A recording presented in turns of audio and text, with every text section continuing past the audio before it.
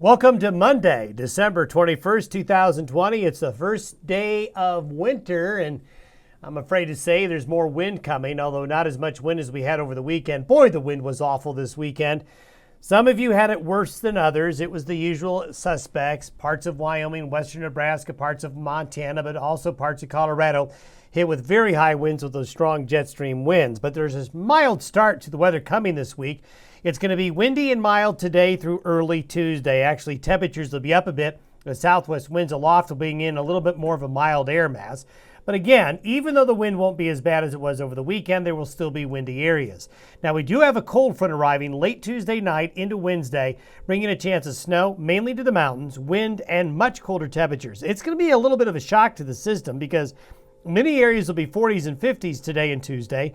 Wednesday, many areas will only be in the 20s, and there is going to be a howling cold north wind on Wednesday. If you're going to be traveling Wednesday, there's going to be just enough snow in spots to make roads, highways, mountain passes icy, and a lot of wind, so keep that in mind. Now, the good news is that the weather will be fair Christmas Eve and Christmas Day. A little ridge of high pressure comes in those 2 days. Jupiter and Saturn, the conjunction, reaches its peak tonight. We'll take a look at that. Long-term signs of an active Christmas weekend and into New Year's week and weekend. It does look like, I think, what we're seeing, the weather will be pretty busy from this coming weekend through New Year's weekend. We'll look at that. First of all, here we are with the upper level wind pattern today. Here's this next front and trough off the coast of British Columbia. We've got a trough in the Great Lakes and east. Here is that northwest wind aloft, making it windy across the region. But at the same time, we've got an area of high pressure right here. So for today through midday Tuesday, we're going to be underneath this regime right here. But here comes the next system, and it's a quick mover from today to midnight tomorrow night. Look at that. Woo!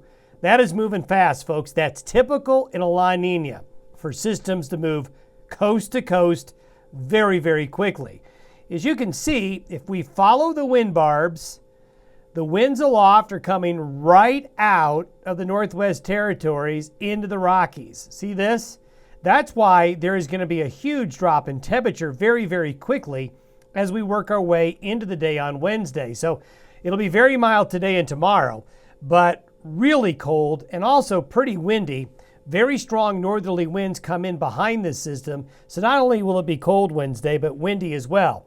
Also, overnight Tuesday into Wednesday morning, there will be another period of snow in the mountains of Colorado, Montana, Wyoming, Idaho, and Utah.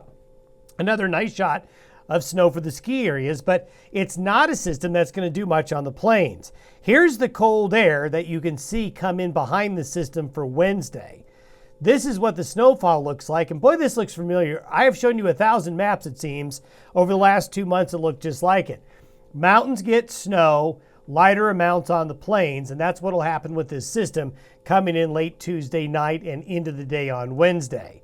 Now, as we work our way into Christmas Eve and Christmas Day, this is the system all the way to the East Coast by Friday. So these systems are just racing across the country. So we have a little sliver of high pressure coming Christmas Eve, Christmas Day for moderating temperatures, lighter winds, and a better looking weather pattern. But here comes the next wave. Here's another wave behind it. This guy right here will move in very quickly, and there it is. By Saturday night, the wave moves through mountain snow, snow showers on the plains, and some colder temperatures.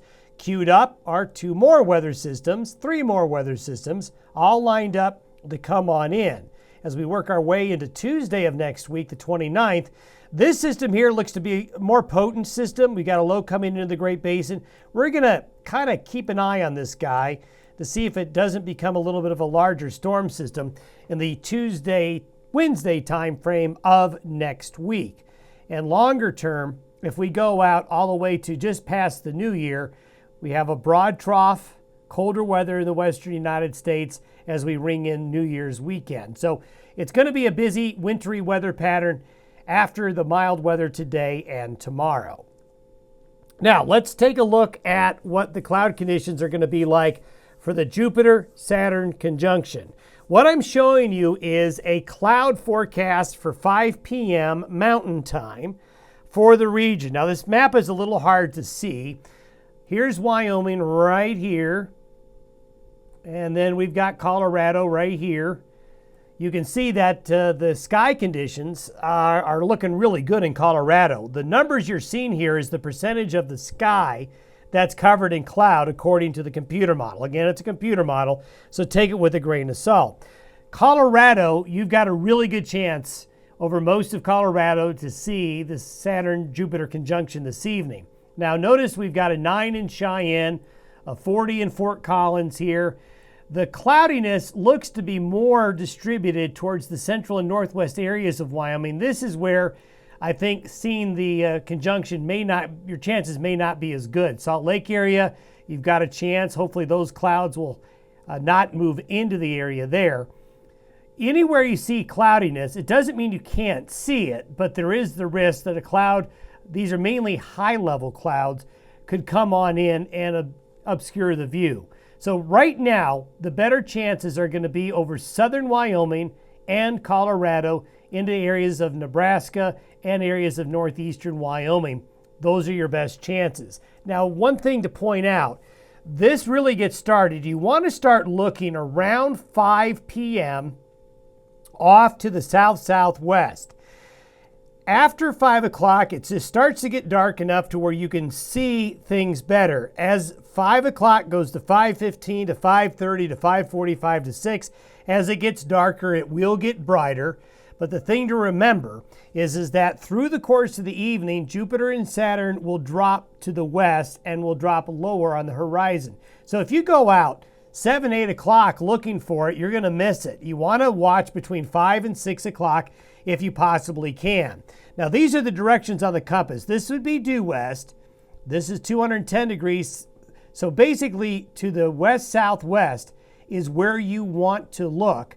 The moon is going to be up here, off to the edge there. So to the southwest, low on the horizon. This is pretty low on the horizon, but above the horizon enough to get above the trees, get above the buildings, get above the foothills and mountains, but it will be sinking.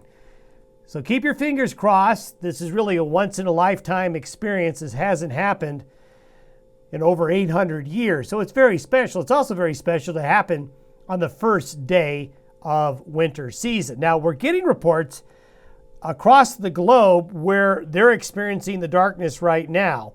And I'll show you that here in a minute. Now, one thing that I want to show you right here is this was from Cheyenne last night.